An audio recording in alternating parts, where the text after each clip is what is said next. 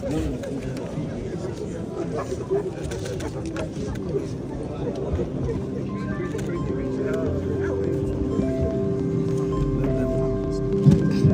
Obi, among other presidential candidates, signed the peace accord today in Abuja. And we'll be looking at two videos in this particular video today, because we'll be looking at what His Excellency Mr. Peter Obi is saying after the signing of the peace accord ahead of the 2027 general election, as the campaign begins from tomorrow. And we'll also be looking at the reaction of Davido over his uncle's victory over the weekend. Remember that Davido was very instrumental in the victory of Adeleke's re-election in Osun as the governor of Osun State for the next 4 years. So now sit with me, because you are going to be learning something from what His Excellency Mr. Peter Obi is talking about ahead of the next election, as well as the expose coming from Davido, because there were a lot of pressure in Osun State, and that should tell us something ahead of 2027, because people like Dangote and the rest, he mentioned them, he called name, there were mounting pressure. Let's take a listen to what Mr. Peter Obi is saying, then thereafter we'll listen to what Davido is saying as he exposed the corruption and the rigging, that was planned for Osun State over the weekend. Let's take a listen to Peter Obi first. Please do it to subscribe and share this video if you have not done so. Click the like button though.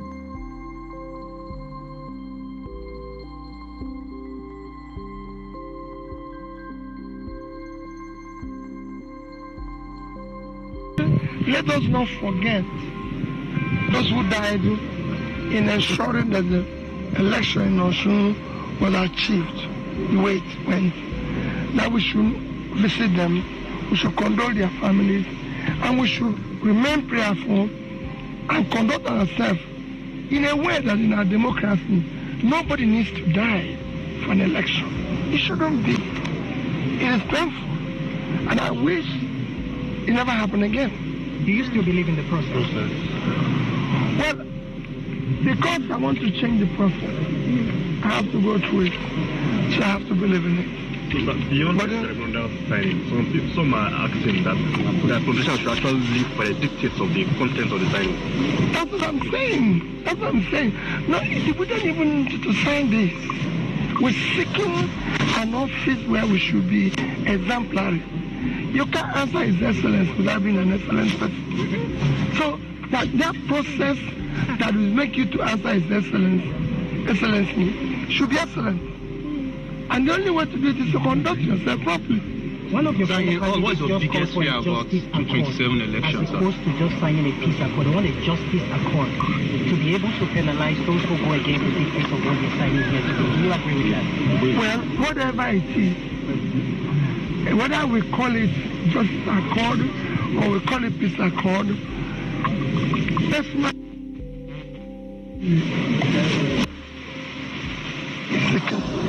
behavior is peaceful any day, anytime, must reflect that office.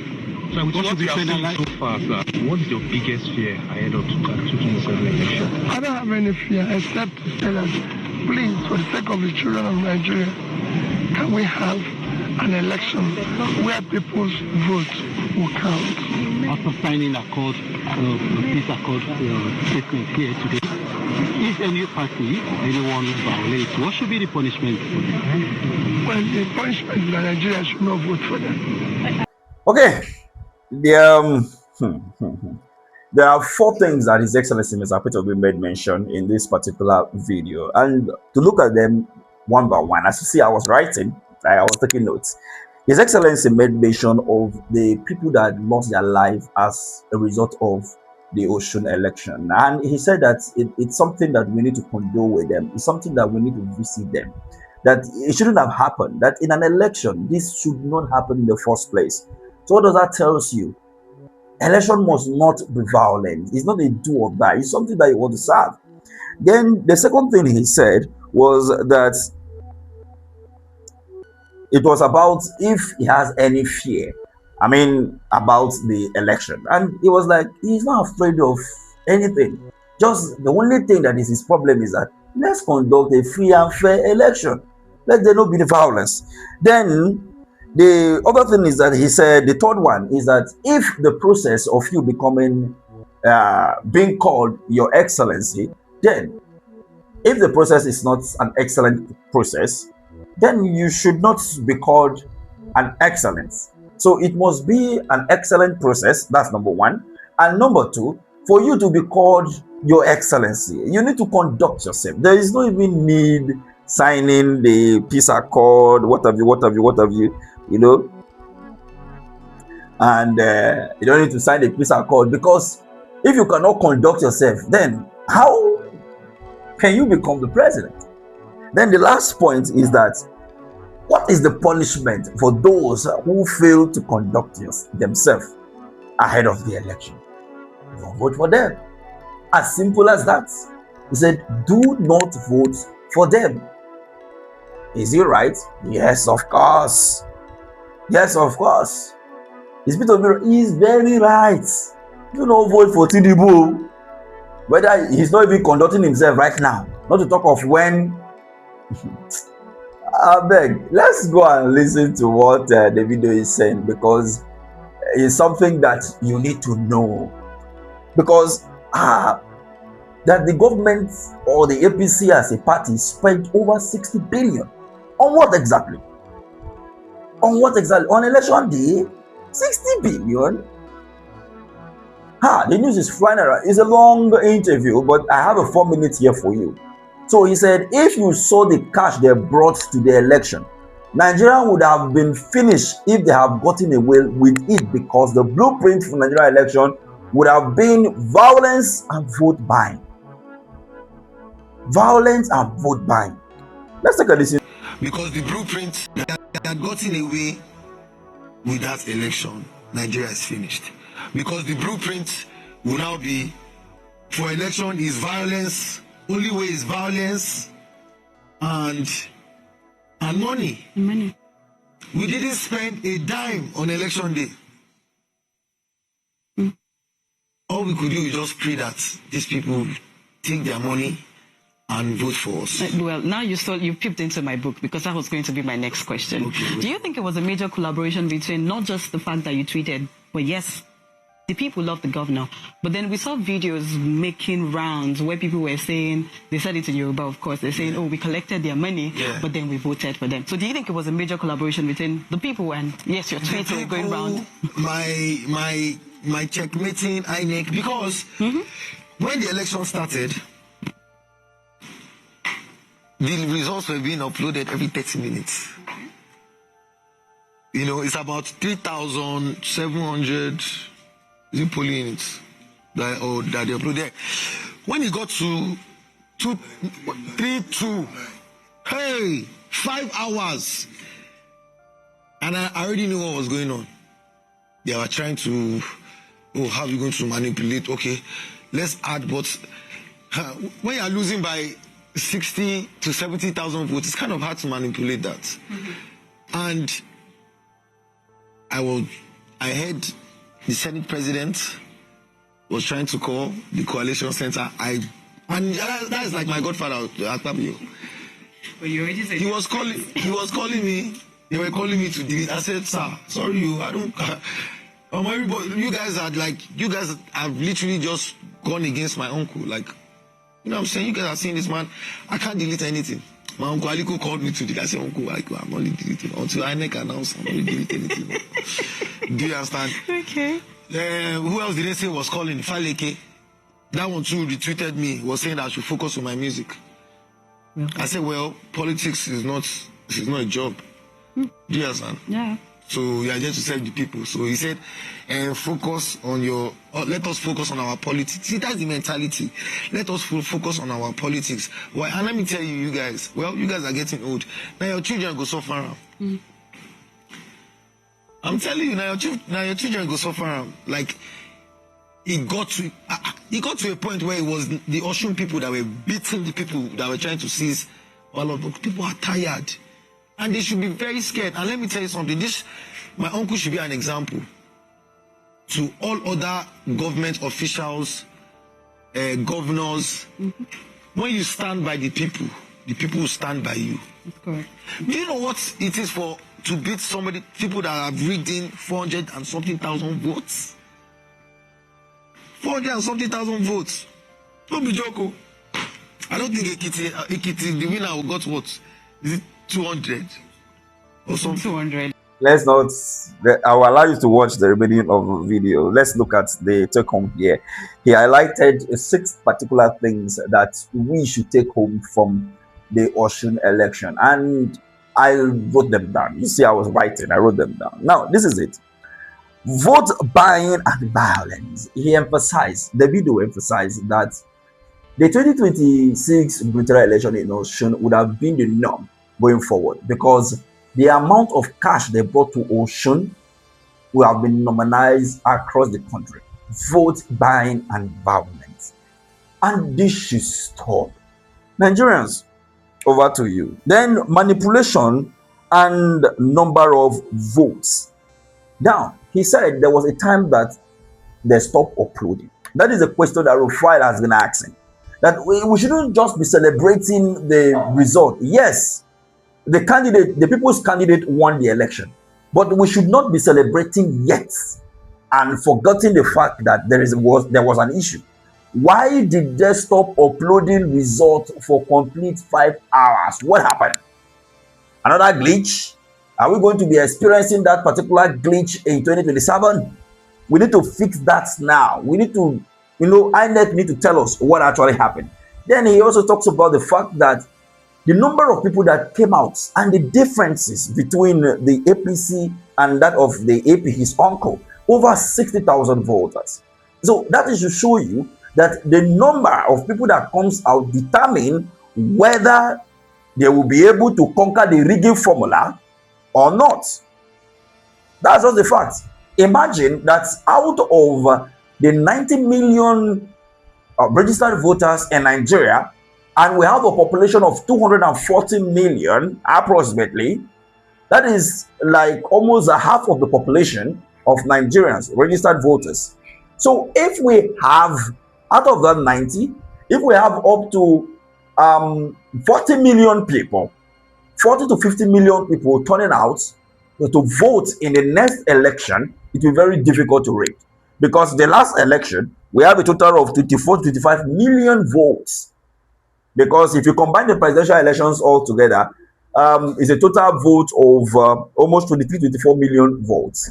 So it was a total of less than 30 million people came out to vote in the last election. So if we have 10 more million people joining us to vote in 2027, that is, we're having around 40 to 50 million votes, then it will be very difficult for anyone to rig the election. That is what the video is saying. And he talks about the call of Dangote, the call of his godfather, Senator Gosu Akpabio, and he was like, okay, delete to. Then the checkmating of INEC. This is where we need to hold INEC, hold them for their blockers. If not, apart from the population of government, we need to hold them very well. Then he talks about politics is not a job, and that is what Peter Obi has been saying. You have business doing before. It should be service. Come and serve the people and go. Not coming to like say, because he was talking about Folake or whoever. That song they come my mind now. So that they should allow them to do their politics. You should concentrate on his music. You should know these things already. And it was like, for where, which politics don't be job now for service. So come, do your work and go. Do not loot people's money. And then he talk about the fifth one. He talk about the Osun people beating those coming to vote. 2027, I have said this in our last video that 2027 should be something that we should use Osun template, right? We should use Osun template for 2027, where whoever comes to vote, to buy votes, you catch the person, collect the money, hand him over to the Nigerian police. Whether they prosecute him or not, that's not your business again, because you've done your part. You will not take laws into our hands. Catch him, mend him, hand him over to the police, right? Seize the money, hand him over to the EFCC. And he went further in the last and said, example, if every government official, every governor be like his uncle, not in all ways, who in the part that you are paying pensioners, you are paying government workers, you are linking roads in your states, right? You are linking roads in your state, and you are bringing development, like what you are investing in education, in healthcare. Come on, look at what Alex Oti is doing in Abia State. Come on. Like, I've always been saying this thing, that if I am the governor of my state, for example, Benue State, of which we have a reverend father who is messing up, but I believe he's going to come up, because there are a lot of allegations that it's not his fault. There are some power behind the scene putting him under pressure not to work and all of that.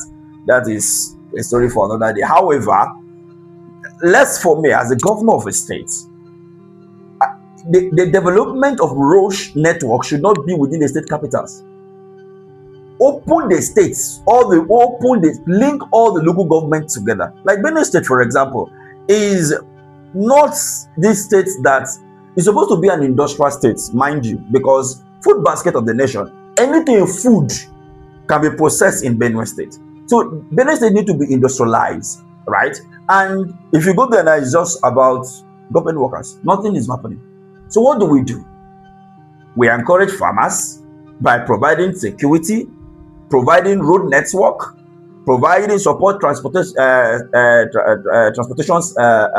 system in the state to make sure that our goods are being moved from the rural area to the urban and export out, whether within the country or outside the country, right?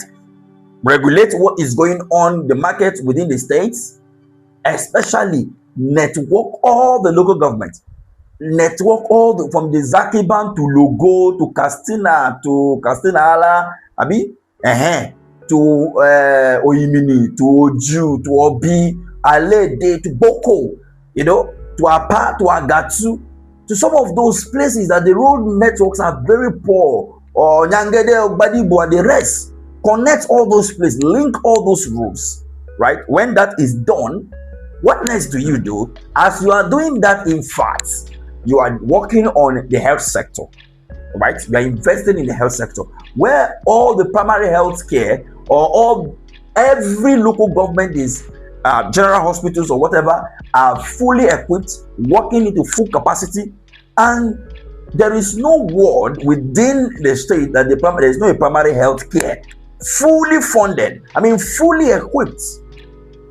When you are doing that, what next? Education. All the primary school, number one, you are taking care of they are paying their staffs, you are paying the primary school teachers, secondary school, and as well as the university and polytechnic and college of education. Then what do? You also make sure that you have standard schools around, from primary to secondary. If just all the school, if possible, reconstruct all the school. Let them have, it must not be smart school, but let them be comfortable in their class. School friends, make it appealing. Let students go and learn. If it is make it free education if possible, please.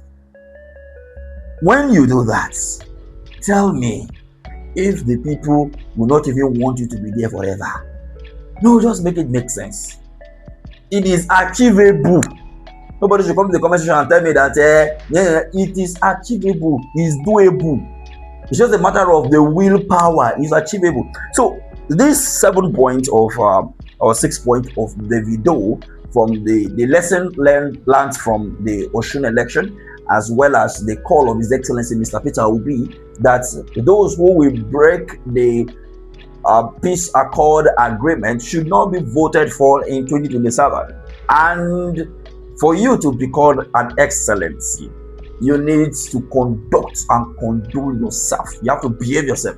Election is not do or die. It's a matter of offering yourself to serve the people. If people say, no, we don't need you, your ideas are good, but it's not good enough. We need this person, these ideas are better, and these are what we are going to follow. then you have to abide by that. Kajiko, let me have your take on the comment section. Thank you very much, and see you on the next one.